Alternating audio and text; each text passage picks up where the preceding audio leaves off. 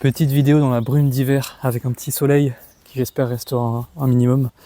Aujourd'hui, nouveau thème, je veux parler du sentiment de légitimité. J'ai rencontré pas mal de gens, des Bretons, des Bretonnes, comme des gens qui n'étaient pas Bretons, pas Bretonnes, qui voulaient faire des choses pour la Bretagne, en tout cas qui ressentaient un amour pour le pays, mais qui n'osaient pas non seulement l'exprimer, mais en plus peut-être faire des choses, créer des choses pour la Bretagne, parce qu'ils ne se sentaient pas légitimes de le faire. J'ai déjà essayé, j'ai encore envie de continuer d'essayer, de dire et d'assumer que tout ce qui nous a précédés en Bretagne, tout ce qui a été fait avant nous, tout ce qui a été créé, pensé, le patrimoine matériel, immatériel, tout ça, ça nous appartient. C'est à nous. La vie des gens du passé, la vie des paysans, la vie des marins, c'est pas la vie des gens du passé, c'est pas la vie, c'est la vie de nos ancêtres. J'essaie vraiment et j'ai envie de faire un lien direct entre nous et ce qui nous a précédés, pour vraiment qu'on arrête de se dire que c'était il y a très longtemps et on est tellement différents qu'il n'y a plus de rapport entre nous et eux. Moi je veux dire que bien au contraire, il y a tellement de rapports. C'est juste que ça a été coupé, c'est juste que ça a été volontairement oublié, on a voulu se débarrasser, mais qu'au fond de nous, eh bien, leur trace est encore là, est encore présente. Et qu'on n'est ni plus ni moins que la continuité d'un monde qu'on ignore, et que chercher à reconnecter avec ce monde pourrait faire du bien. Pourrait nous faire du bien. Il pourrait faire du bien au monde aussi de manière collatérale. Mais pour cette vidéo, je voulais parler des gens qui ne sont pas bretons, des gens qui aiment quand même ce pays, qui sont arrivés ici et qui ont envie de faire quelque chose pour. Je voulais parler de 3 exemples qui pourraient vous donner envie, vous faire vous sentir légitime d'essayer de faire quelque chose si vous en avez envie. 3 femmes, dont 2 qui sont décédées, qui ont marqué la Bretagne il y a déjà un certain nombre d'années, et puis une femme qui aujourd'hui fait des choses pour la Bretagne, tout en n'étant pas bretonne. D'abord, je voulais vous parler de Suzanne Candré-Creston, qui est une des 3 personnes qui ont fondé le mouvement artistique Ars Seisbreur. Le mouvement artistique Ars Seisbreur, j'en ai pas trop parlé, un petit peu vite fait, mais il faudrait faire une vidéo à part. C'est un mouvement artistique qui a été créé en 1923 et qui a cherché par les arts à moderniser la Bretagne, à montrer que la Bretagne n'était pas juste qu'une vieillerie constante, mais quelque chose qui pouvait évoluer avec son temps. Et là, on était à l'époque Art déco. Il y avait une profusion de nouvelles créations artistiques. Et ces gens-là ont inscrit la Bretagne dans ce mouvement. Quand j'ai découvert les Seisbreurs, moi, ça m'a fait un choc. J'ai vu que tous les sentiments que j'avais pour mon pays n'étaient pas juste que des sentiments qu'on a envers une grand-mère qui est sur le point de mourir, mais bien les sentiments qu'on a envers quelque chose qui pourrait être futuriste, en fin de compte, et qui pourrait être extrêmement moderne. Suzanne Candré-Creston, elle n'est pas vraiment connue, elle est moins connue que les 2 autres créateurs du mouvement, qui sont Jeanne Malivelle, artiste, peintre, graveuse, dessinatrice, dont on parle un petit peu plus maintenant, et puis René-Yves Creston, qui était le mari de Suzanne, et qui lui était un créateur, un artiste complètement fascinant aussi pour moi, et pour beaucoup de gens, parce qu'il a créé énormément de choses, comme Jeanne Malivelle, comme Suzanne Candré-Creston d'ailleurs, mais il y a une profusion artistique, une créativité qui est quasi infinie, et donc forcément, entouré de ces 2 personnages, Suzanne Candré-Creston a, en tout cas pour l'instant, j'ai l'impression, pas eu autant de lumière que ça. Il y a un ouvrage qui a été écrit sur elle, et puis on peut trouver pas mal de ses travaux sur internet. C'était une femme qui était pas bretonne, en tout cas selon mes recherches, elle n'a pas de Bretagne dans son arbre généalogique. Elle a peut-être d'abord aimé la Bretagne en aimant son mari, dans un premier temps peut-être, je sais pas. Toujours est-il que par la suite, elle a énormément fait pour la Bretagne. Et quand on regarde les travaux des Seisbreurs avec une certaine distance, quand on met tout ce qui a été créé un petit peu comme ça dans une seule image, eh bien les productions de Suzanne sortent un peu du lot, moi je trouve. En tout cas, c'est une sensation que j'ai. Et j'ai une théorie à ce sujet, c'est que le fait qu'elle n'était pas bretonne, le fait qu'elle venait avec aucun a priori sur le pays, a probablement encouragé l'originalité de ses productions. C'était quelqu'un qui était entièrement dévoué à connaître la Bretagne, et on le voit dans ses travaux, il y a une liberté dans les formes, il y a une liberté dans le fait de faire un motif, pour du linge de maison par exemple, de n'y mettre rien en termes de symbole ou en termes d'évidence de breton, c'est-à-dire pas un triskel, pas une hermine pour la facilité, juste un motif, et de dire ce motif est breton, et de réussir 100 ans après, en tout cas dans mon cœur, à me faire sentir que c'est breton. Et je trouve que parmi tout le travail des Seisbreurs, Suzanne est celle qui a réussi à mieux faire ça en moi. On pouvait partir de zéro sur un motif, et de décréter que c'était breton et d'arriver à faire passer ce message. Je trouve ça incroyable. Et quand je vois ces travaux, je ressens la Bretagne et je ne sais pas l'expliquer. Je ne sais pas comment, je ne sais pas comment elle a réussi à trouver ça, cette énergie, cette harmonie, que ce soit au niveau des couleurs, au niveau des rythmes. Mais elle avait une grande liberté. J'avais l'impression qu'elle avait envie de le faire. La Bretagne criait en elle et donc elle faisait directement sans se poser de questions. Et aujourd'hui, 100 ans après, ça crie encore la Bretagne, quoi. Et je trouve ça magique. Et entre-temps, j'ai parlé avec pas mal de gens qui connaissent les travaux des Seisbreurs et qui aiment la production de Suzanne plus que celle des autres. Je trouve ça assez fascinant. Comme quoi, on peut ne pas venir d'ici tout en aimant ce pays. Et finalement, j'en parlerai plus à la fin de la vidéo parce que ce sera ma conclusion, mais parfois il vaut mieux n'avoir aucun a priori sur l'endroit où on vient. Et parfois, je me dis, quelqu'un qui n'est pas d'ici, quelqu'un qui vient pour découvrir, quelqu'un qui vient avec cette humilité-là, est peut-être plus en capacité de produire quelque chose d'authentique. Et je trouve que c'est le cas pour Suzanne.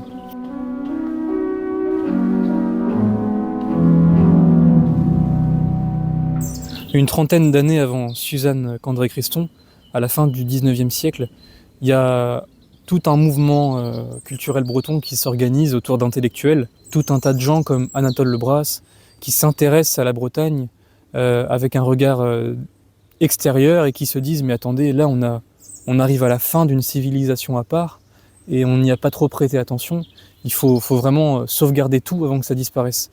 Et donc on a comme ça tout au long du 19e siècle une flopée de gens qui sont en quête de sauvegarde du patrimoine oral, notamment oral, la tradition orale en Bretagne, parce que notre pays est un pays quand même de tradition orale avant d'être de tradition écrite.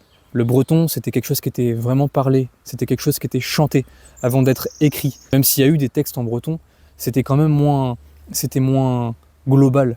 Et donc à la fin du 19e siècle, Anatole Lebras rencontre une femme qui s'appelle Marguerite Philippe en français, qui était une femme de Plusunette, si je ne me trompe pas, dans le Trégor, une Trégoroise, et qui était une femme qui ne vivait pas avec grand-chose, assez pauvre, mais qui avait une richesse en elle très conséquente. Elle a été repérée par Anatole Lebras, qui a découvert qu'elle connaissait 300 chants traditionnels qui lui étaient appris par sa mère, sa grand-mère, son grand-père. Des chants dont on ne pouvait pas remonter à la source, mais qui semblaient pour certains assez anciens, pour d'autres beaucoup plus actuels. Et ces 300 de chants, eh bien cette femme les avait dans sa tête, juste dans sa tête. Je pense qu'Anatole Lebras a été touché par elle, et assez rapidement, une autre femme, appelée Madame Mosher, je ne sais pas comment on prononce, peut-être Mosher, eh bien cette femme, elle s'est intéressée non seulement à la Bretagne, et elle ira, je crois, dédier une trentaine d'années de toute sa vie à la Bretagne, et quasiment seulement à la Bretagne, en écrivant des livres sur le sujet. Cette femme, non seulement est tombée amoureuse de la Bretagne, mais c'est aussi beaucoup liée d'amitié avec Marguerite Philippe, justement. Cette femme venait, je crois, de la bourgeoisie américaine, c'était une femme très riche, et le fait qu'elle soit venue en Bretagne, qu'elle se soit intéressée, et qu'elle se soit intéressée à une femme très pauvre du Trégor, c'est quand même étrange, quoi. On pourrait imaginer des films sur le sujet. Elle a en plus financé, mécéné, les initiatives culturelles en Bretagne à cette époque. C'est une femme qui a appris le breton, en plus. Vous imaginez la scène, comment cette femme qui vient d'Amérique commence à parler le breton, et surtout commence à collecter sur la tradition orale de Bretagne. Eh bien, juste l'amour. L'amour. Elle était habitée par la Bretagne. Si la Bretagne devait être une entité, elle est rentrée dans le corps de cette femme s'en est aperçue, et elle a écouté son corps. Elle a écouté ce que la Bretagne voulait dire à travers elle. Et elle a fait. Elle a donc écrit. Elle a donc financé également, mécéné des initiatives. Dans un numéro d'ailleurs d'une revue qui s'appelait Croiser Vretonet, on peut lire en breton « Nitron vat anvet mocher, causes de en Amérique, a genig ben ar bla en guelio kemper, prise à bemkan lur d'ar guel à la bourrio gré des brezonek ». En français, une bonne dame nommée Mosher, une écossaise d'Amérique, propose cette année au Festival de Quimper un prix de 500 livres au meilleur travail fait en breton. Vous imaginez, je pense qu'on est au début XXe siècle, une femme qui arrive comme ça et dans une revue qui valorise à ce point la langue bretonne, cette langue bretonne qui allait devenir désuète, qui allait devenir plouc quelques décennies plus tard. Cette image plouc, cette image vieillotte qui allait continuer à infuser chez les générations suivantes, y compris moi-même quand j'étais petit. Eh bien 100 ans avant mes 10 ans, il y avait une femme comme ça, qui venaient d'Amérique et qui voulaient à tout prix sauvegarder cette langue. Et je trouve ça incroyable qu'elle ait fait à ce point sans se poser la question de la légitimité. Elle était habitée et elle l'a fait. Elle a écrit un livre, The Spell of Brittany, un livre entier sur ses voyages en Bretagne. Elle a été reconnue par les Bretons eux-mêmes, par les intellectuels, mais je pense aussi par Marharit Phulup. Après le décès de Marharit, elle a financé sa tombe, elle a financé sa sépulture. Il y a une photo magnifique où on la voit, cette femme, avec plein de gens du mouvement breton, lire une sorte de discours devant la tombe de Marharit. Vous imaginez la scène que c'était. Et elle a même eu l'honneur, je pense pour elle, d'être appelée de manière élogieuse Breton Estramour par les Bretons qui l'entouraient. La Bretonne d'outre-mer, quoi. Les Bretons l'avaient fait bretonne, de par ce qu'elle avait prouvé, de par ce qu'elle avait acté. Et je trouve ça magnifique. Je trouve ça très très beau.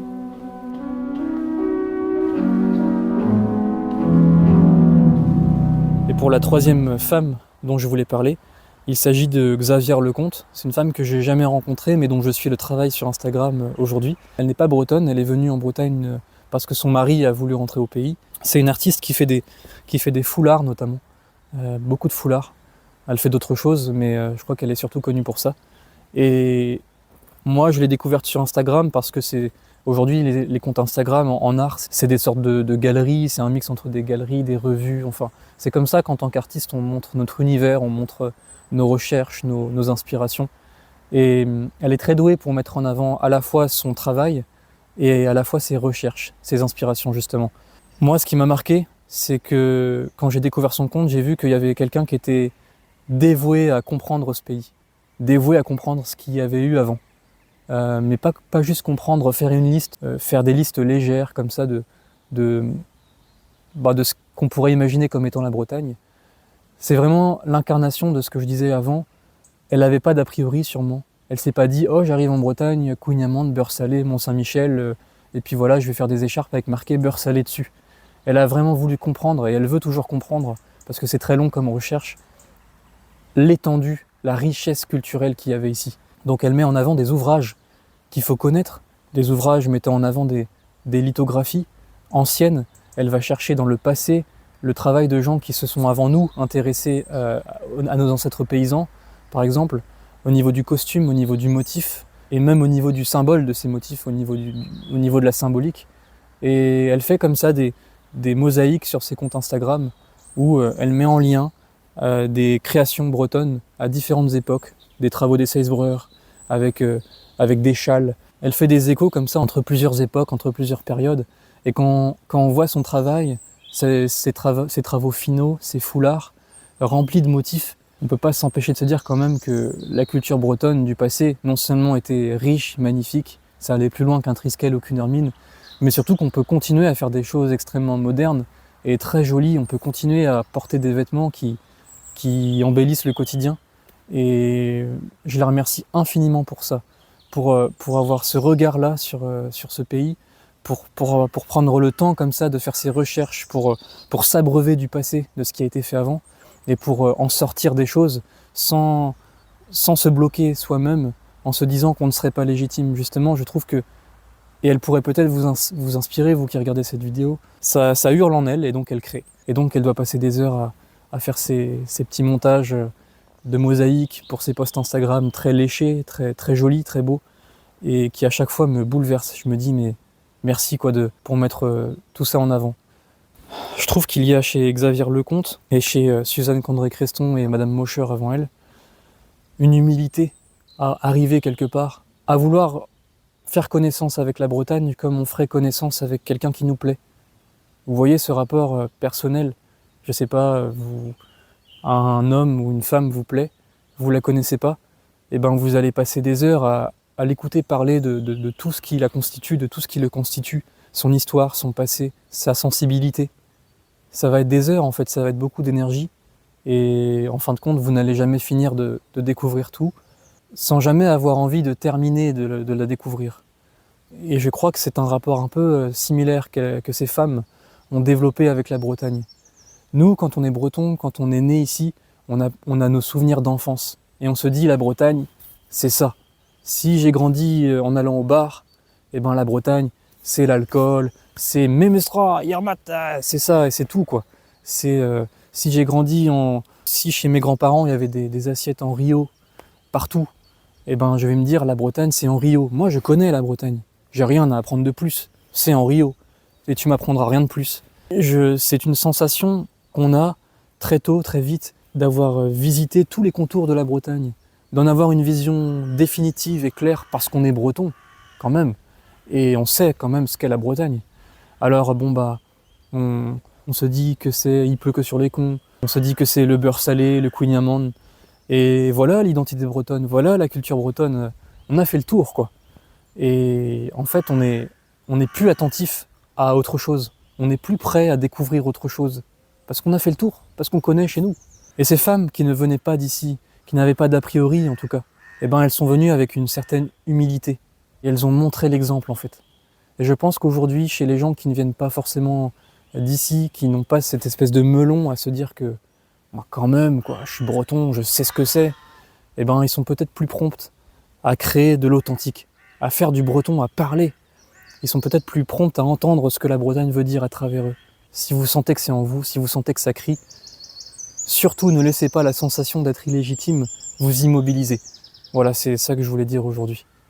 Et en vérité, je pense que l'exemple de ces 3 femmes pourrait aussi nous parler à nous qui sommes des natifs, des autochtones comme on dit. Je parle aux gens comme moi, c'est-à-dire la majorité des jeunes bretons, des jeunes bretonnes, qui je pense sont nés sans culture, ou tout du moins sans culture bretonne. Et ben je pense qu'on est arrivé à un stade d'acculturation, un stade de déracinement qui nous fait être au même niveau que ces femmes, en fin de compte.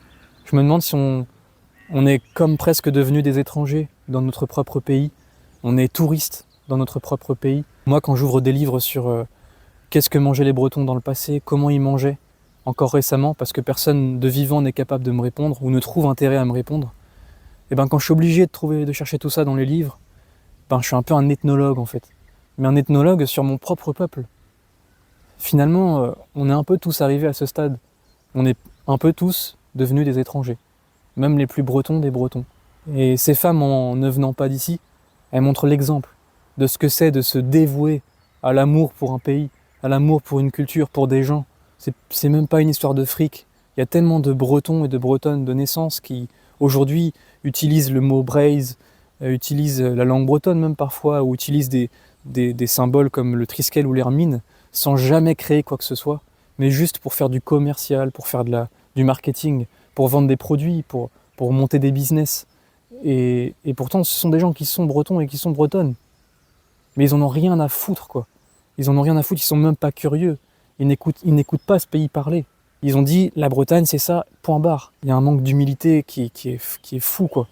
Et que moi, qui me fait souffrir. Et qui me blesse. Alors quand je vois une femme comme Xavier Lecomte, et d'autres aujourd'hui, il y a encore d'autres exemples, hein, je pourrais en citer d'autres, je pense. Mais là, je pensais surtout à Xavier Lecomte. D'ailleurs, j'ai même pas cité son nom d'artiste, mais c'est Atelier Pérégrine. En tout cas, son compte Instagram est nommé ainsi. Et quand je pense à Atelier Pérégrine, Xavier Lecomte, ça me donne de l'énergie, ça me dit fonce quoi. T'es pas seul aussi, non seulement t'es pas seul, mais en plus ben il y a de l'espoir quoi, de créer du nouveau, de faire parler encore tout ce que ce pays a produit, tout ce que nos ancêtres ont produit, de le faire parler, de le faire être encore vu par le ciel, encore vu par le monde, encore vu par les gens. Et elle à travers ses foulards, d'autres à travers les bijoux, à travers la céramique, la poterie, nous avec Luc Andenez à travers la gravure, en tout cas ce qu'on essaie de faire, à travers la peinture aussi, le dessin, bon bah voilà, ce sont des tentatives et ce sont des propositions qui peut-être dans 100 ans seront retenues et ne seront pas oubliées, je l'espère. C'est infini, je continue toujours de découvrir des choses sur ce que les ancêtres ont fait. Je continue toujours de découvrir, c'est infini, j'en finirai jamais.